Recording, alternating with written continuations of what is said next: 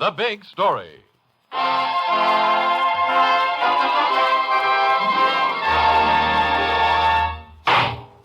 Amy! What have I done? Amy! I heard a shot, sir. What have I done? Oh, what have I done? What's the matter, sir? My wife, look. Shall I call the police, Mr. Hodge? Yes. Is she dead? She must have died instantly. The shot blew half her head off. Youngstown, Ohio. From the pages of the Youngstown Vindicator, the story of a reporter who made a hunch pay off.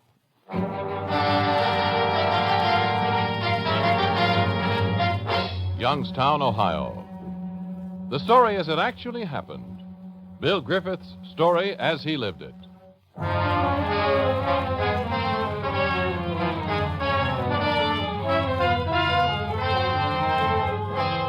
The first chill wind of autumn slaps you across the face, Bill Griffith, reporter on the Youngstown Vindicator, as you leave your home that morning, late in October.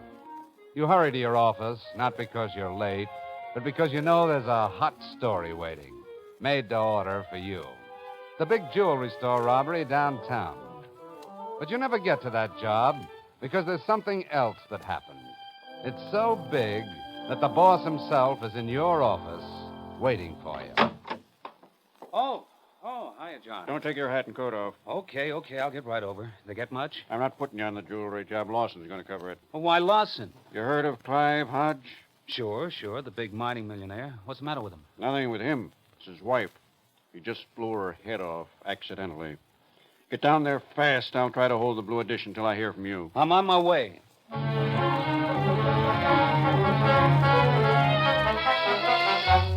When you get to the Hodge mansion, Gould, the secretary, suave and courteous, shows you into the huge library. There you see Detective Bromley and a couple of his men sitting around and listening to Mr. Hodge. You've seen Mr. Hodge many times, but never like this. He's slumped in his chair, tortured and dazed. He keeps shaking his head in horror, as if trying to shake the remembrance away. It was after dinner, Detective Bromley. Amy was resting on the love seat. She hadn't been feeling well, hardly ate her dinner.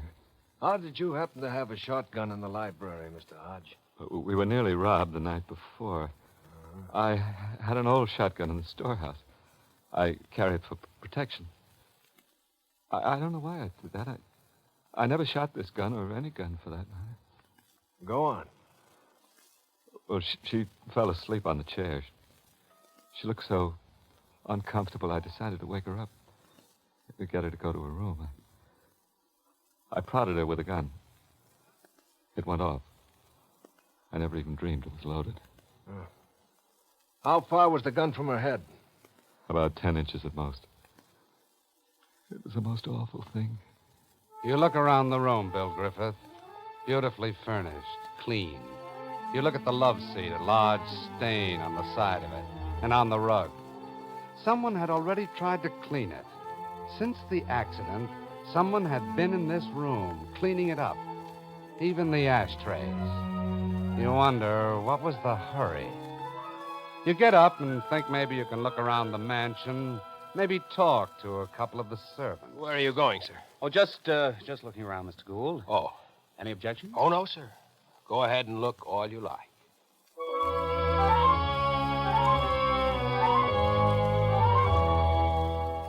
No, sir, they got along fine. It was always darling and dearie and honey. They've been on a perpetual honeymoon for 10 years. Oh, mister, you're looking for something that isn't there.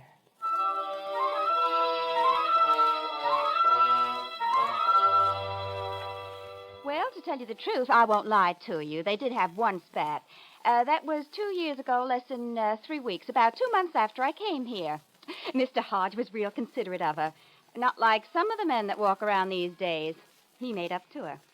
When they were alone in their room, he'd give her a pearl necklace and kiss her behind the ear. I couldn't always hear what they said, but, well, they always got along swell.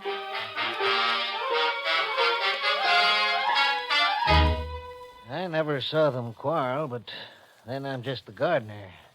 I never did see them much at all. Lucy could tell you more. She was poor Mrs. Hodges' maid. Where can I find her? She went back home. She was fired this morning.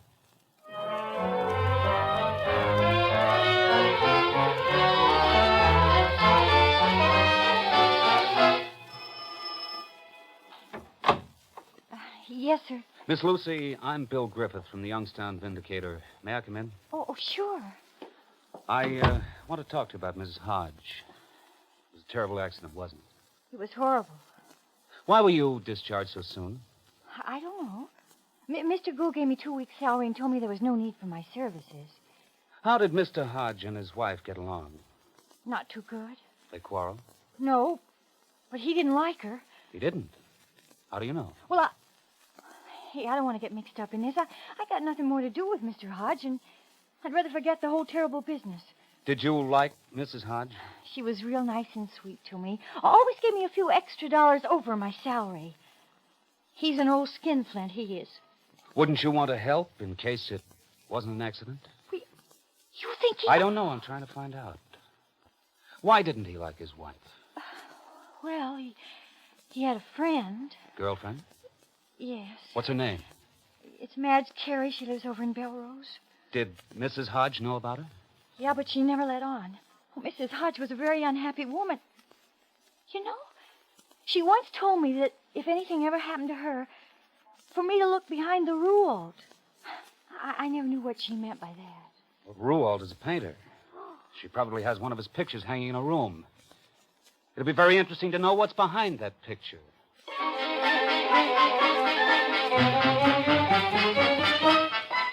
Now you have a fistful of leads, Bill Griffith. But you're not ready to go back to the office. Not yet.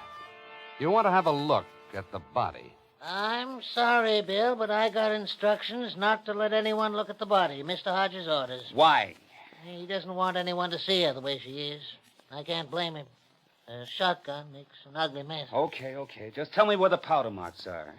Powder marks? There aren't any. Well, there must be. The gun went off 10 inches from her head. I'm telling you, there are no powder marks. Are you sure? Now, look here, Bill. I've been a coroner and a mortician for a long time. I work with the police. I know about these things. I'm telling you, there aren't any powder burns. I'm telling you, absolutely.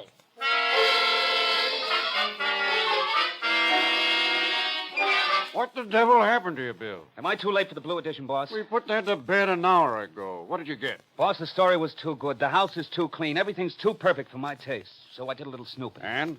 And now I'm a wiser man. I don't know all the answers, but I certainly picked up a lot of questions that should be answered. Like what? There's only one thing fit to print right now, and that is, why are there no powder burns on Mrs. Hodge since the gun went off 10 inches away? It's just not possible. Let's keep asking that question. And I have a hunch we'll come up with the answer.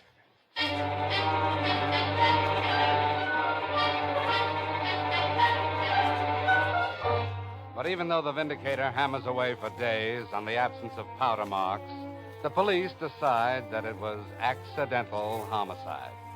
But you, Bill Griffith, aren't satisfied with this decision. You go ahead with your investigations and make some phone calls. You try to see Madge Carey, Hodge's girlfriend, but she's away for the weekend.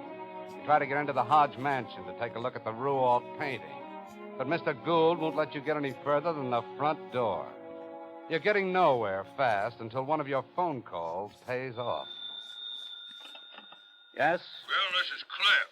Oh, hiya, Cliff. Got anything for me? Honey, after you called, I checked through our policies. Spill it. Clive Hodge insured his wife in New York about a year ago for $15,000. 15,000? But that's not the half of it.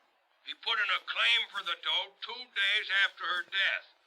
Well, isn't that a loving husband? Don't go away yet. He even went to the trouble of claiming and collecting a $100 burial fund because his wife was once a government nurse. You know what? I'm beginning to have a feeling that Mr. Hodge didn't like his wife at all.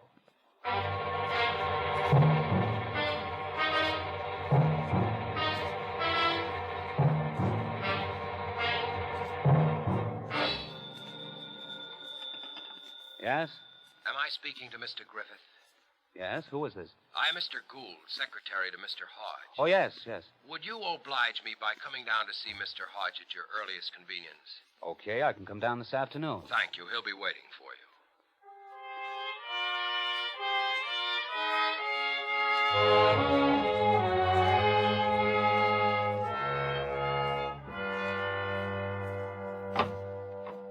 Come in, please, Mr. Griffith. Hello, Mr. Hodge. Mr. Griffith, your paper has apparently been on a crusade against me. I suppose it makes good copy for your readers. We're merely asking that someone answer the question we're asking. You mean about the lack of powder burns? That's right. I wish I knew the answer. There are a couple of other questions that have been bothering us. I'd be very glad to answer any questions at all. You're a close friend of Madge Carey, aren't you?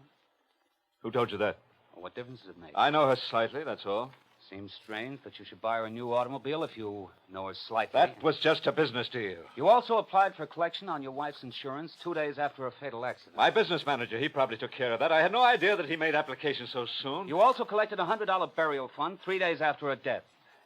It's hard for some of the people in my office to consider that an act of deep mourning. Mr. Griffith, I don't care what your paper thinks.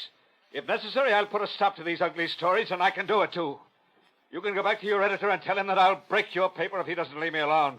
Now, you get out of here.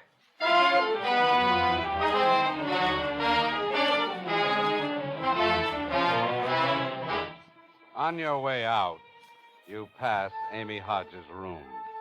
The door is slightly ajar. The rual, the painting.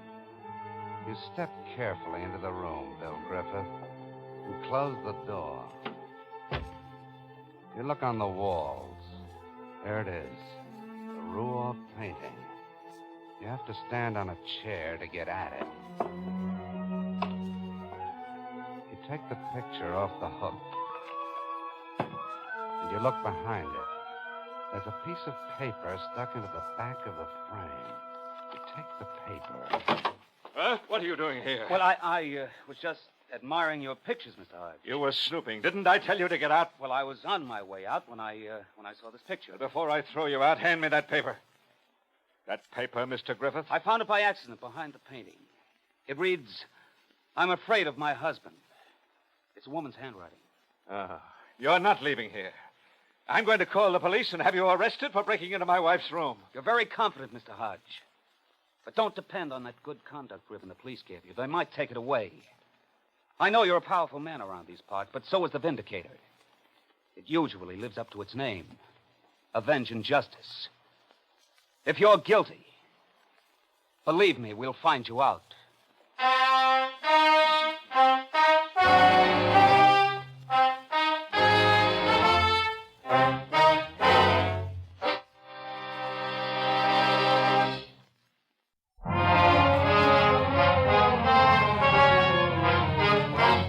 This is Cy Harris, returning it to your narrator and the big story of Bill Griffith, as he lived it and wrote it.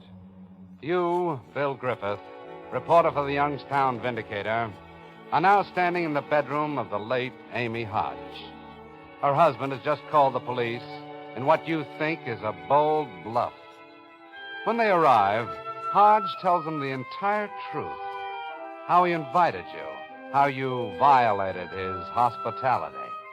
And then he gives them the note you found behind the painting. He's so straightforward about it that you begin to have doubts about your convictions. The police let you go, but they don't like your meddling, and they tell you so in no uncertain terms. And now you have one lead left, Madge Carey, Mr. Hodge's girlfriend. Who is it? William Griffith. What do you want? I'd like to speak to you, Miss Carey. What about? I'm a reporter. Well, what do you want to see me about? About Mr. Hodge. You know him very well, don't you? What business is that of yours? Miss Carey, I can print what I think, or I can print what you tell me. I think you'd be better off if you answered a few questions. What are you dragging me into this for? You're a good friend of Mr. Hodge, aren't you? Yes? Very good, huh? Yes, very good. You love each other, don't you? Of course not. He's a married man. Why did he buy you that car? Well, because he likes me. We're good friends.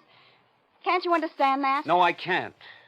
I can't understand a young, pretty woman like yourself being such a close friend of a man in his 50s. Are you making insinuations? You were seen kissing. That's a lie. I can prove it. Well, I might have kissed him once in friendship. Nothing else, just friendship. Now, please get your foot out of the door. I have nothing else to say to you. You didn't get very far with her, Bill Griffith. And now you have nothing else left to go on. You go back to your office planning to give this case up. But there's someone waiting for you. Hi, Bill. Remember me? Why, Ed Veazey, what brings you here? I haven't seen you in months. Well, naturally, as a ballistics expert, I've been reading your articles in the Hodge case. Mm-hmm. I think you're quite right about it. There should have been powder burns in the body. Yes, I know, but it hasn't got me anywhere. Well, look, I've just talked to the coroner. He swears that there were no powder burns. But I'm quite willing to testify that the shot could not have been made at 10 inches without leaving burns. You are, Ed? I am. Ed, that's terrific. I also took the trouble to go over the coroner's report. The great area of the wound couldn't possibly have been made by a shot fired at 10 or 15 inches away. It had to be a lot farther than that. Ed, if you can prove that, I think we can get the new prosecutor to reopen the case. Well, if you'll all come down to the Culver Valley Hunting Club, I can demonstrate it to everyone's satisfaction.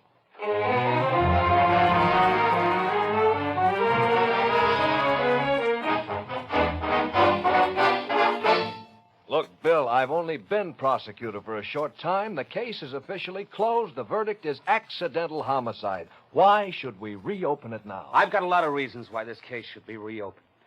One of them is this sworn statement by Mr. Veazey, a ballistics expert. Here, take a look at this. All right.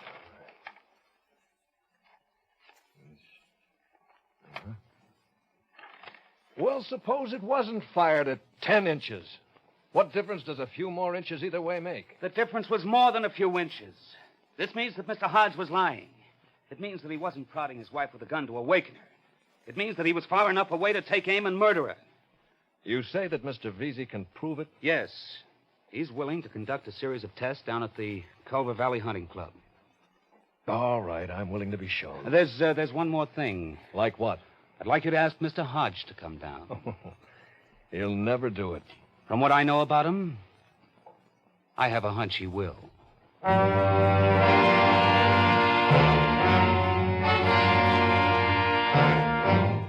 2 days later, everyone involved in this case assembles at the Culver Valley Hunting Club in the target room. And as you had expected, Bill Griffith, Mr. Hodge and his secretary, Mr. Gould, are present. Mr. Hodge seems calm, even nods pleasantly to you when you happen to catch each other's eye. The atmosphere is more like a college lecture hall than a hearing in which a man's life hangs in the balance. I want to thank you, Mr. Hodge, for being so cooperative. Well, Mr. Prosecutor, I am as anxious as I hope all of you are to get this tragedy cleared up once and for all. Yes, let's proceed and get this finished as fast as we can. Go ahead, Mr. Veazey. Gentlemen, I have here the same shotgun which caused the fatal accident to Mrs. Hodge. Is that the gun, Mr. Hodge? I suppose so. I'm not very familiar with guns. I guess it is. It's loaded. Mr. Hodge said he gently prodded his wife with the gun that went off. That so, Mr. Hodge? Yes, it is so. I'm going to take the same gun and pound it on the floor. And now I'm going to hammer it and knock it. It's facing me, you notice. It goes off. The shell will hit me. Did you see the shotgun didn't go off? I wasn't being dramatic by pointing it at me. I did this only to prove that this gun can't possibly go off unless you press the trigger and press it hard. You might do that once too often, sir. You can hammer it on the floor 1,000 times and it won't go off. The 1,001st time it might fire. Mr. Veazey, Yes? do you consider it impossible for the gun to go off without pulling the trigger? Nothing is impossible, Mr. Griffith, but it's so unlikely that I was quite willing, as you saw, to point the gun at myself while pounding and hammering it. Do you have any other tests, Mr. Veazey? Well, Mr. Prosecutor, I've brought here a slaughtered pig. Uh-huh. I'm going to fire the shotgun at it from a 10-inch distance. Will you people move to this side? Surely. Thank you. Notice that the hole in the body of this pig is no bigger than the size of the shell, a half-inch in diameter. Notice the powder marks around the wound.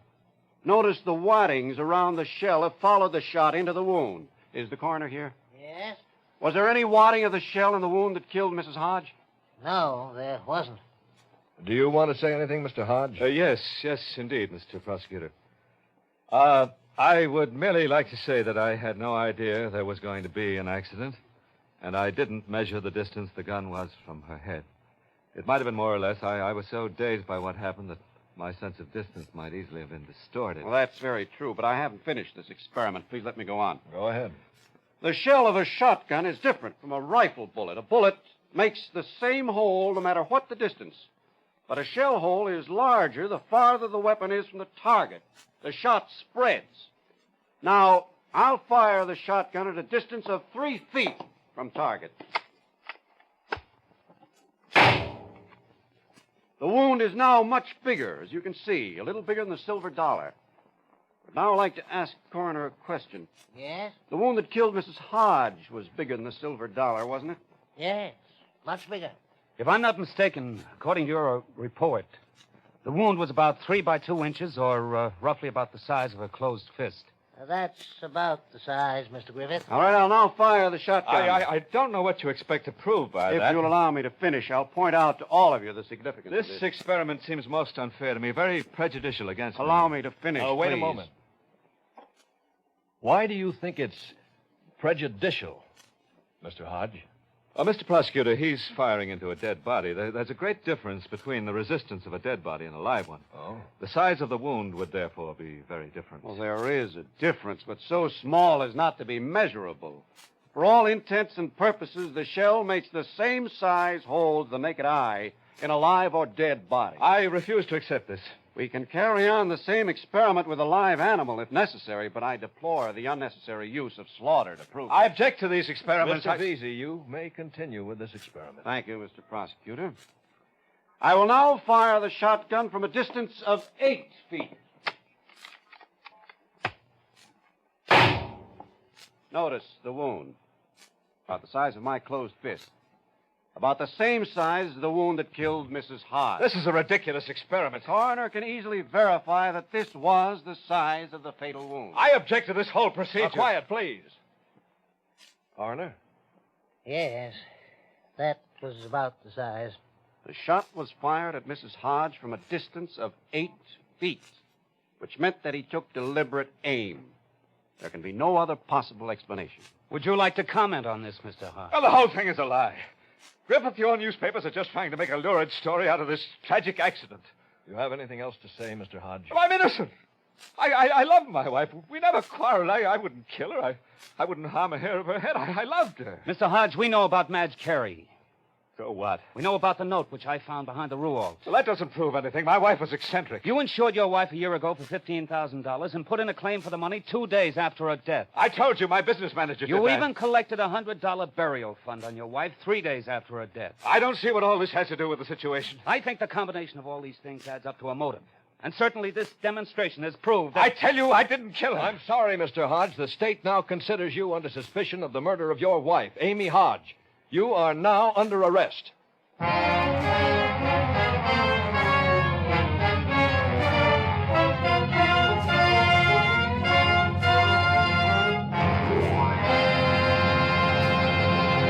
Now we read you that telegram from Bill Griffith of the Youngstown Vindicator.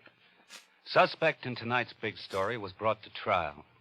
His suavity and polish and his calm demeanor did not fool the jury. He was found guilty of murder and sentenced to life imprisonment in the Ohio Penitentiary.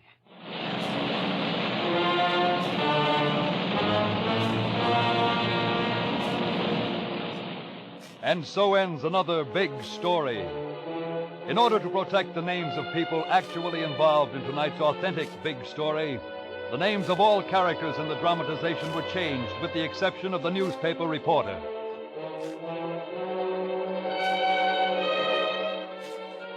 The Big Story has been a presentation of the United States Armed Forces Radio Service, the voice of information and education.